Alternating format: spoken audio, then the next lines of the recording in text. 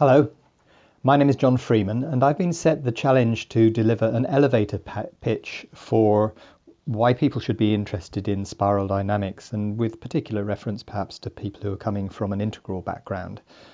So it's a lot to say, and it's a very tall building for this elevator, but I hope to wrap this up in about 7 minutes. Where I start from is that for me, Graves' theory is the Darwinism of human development. It's the theory that actually gives the overall context of how human societies, how our social psychology evolves. And in the same sense that the theory of evolution became the science of genetics, and that took many years, SD also has its applications and its areas of scientific delivery, and that's what I want to talk about. Which starts with a sense of what does spiral dynamics offer, and that covers a lot of areas. A big one is organizational development. Societal change is a huge potential that's hardly explored. Plenty of possibilities in coaching and personal and leadership development. Solving the world's problems in terms of political conflicts, all of these are part of what spiral dynamics can deliver. And then additionally, directly into academic psychology and sociology, and even things like philosophy and ontology. There's a lot that's offered here, and a lot of it in spiral is not actually found in integral. One of the things that we're dealing with is the complexity of today's world, and spiral dynamics actually delivers a full sense of the mindset for a VUCA world and how we integrate complexity. It's a big container which contains multiple approaches, and it shows us more of how to see the value in all of human beings' reality frames, not just the latest ones. And it takes us towards an understanding of living systems and meaning making and contexts. So it's a meta theory. From the very beginning, Clare Graves saw and mapped the way that you could take all other psychological development theories and show how they fitted within spiral. But as a meta theory, it also takes us towards a much wider sense of human evolution, and particularly to a really detailed overview of human organizational development.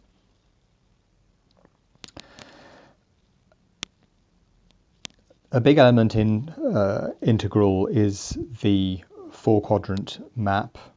Spiral dynamics not only covers all quadrants and all levels and all lines, it shows the relationship between the different stages and the voices and the ways that they evolve and the ways that they conflict and how to work with those. It's a very practical basis for seeing all parts of human existence. Spiral dynamics also fits with a view of meaning and ontology that maps very well to critical realism, which is perhaps one of the best and most integral philosophical frameworks that's available right now.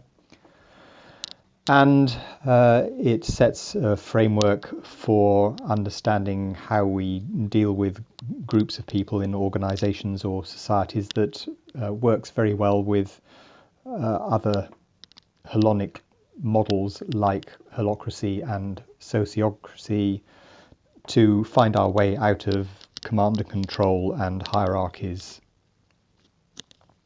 It's got lots of applicability for personal development, for coaching and leadership, far more than I could even begin to describe here.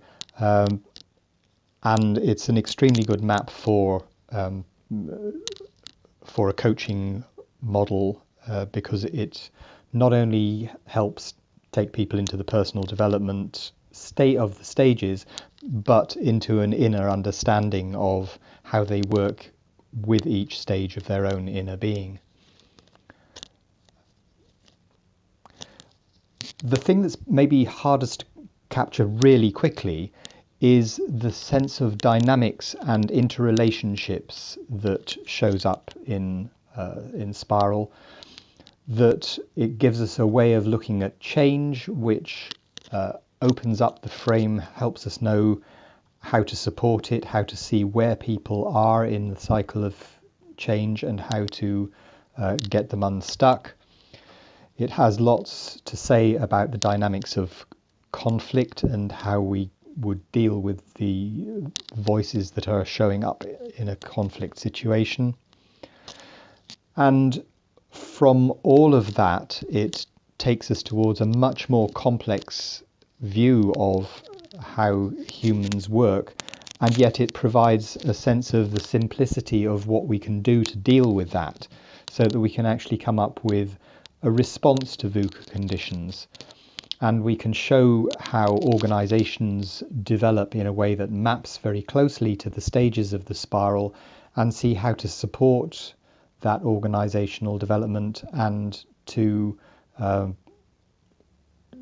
help it work both to develop horizontally at any stage that it currently is showing up at, but also how to come out of any closeness and resistance to whatever might be next in its evolution.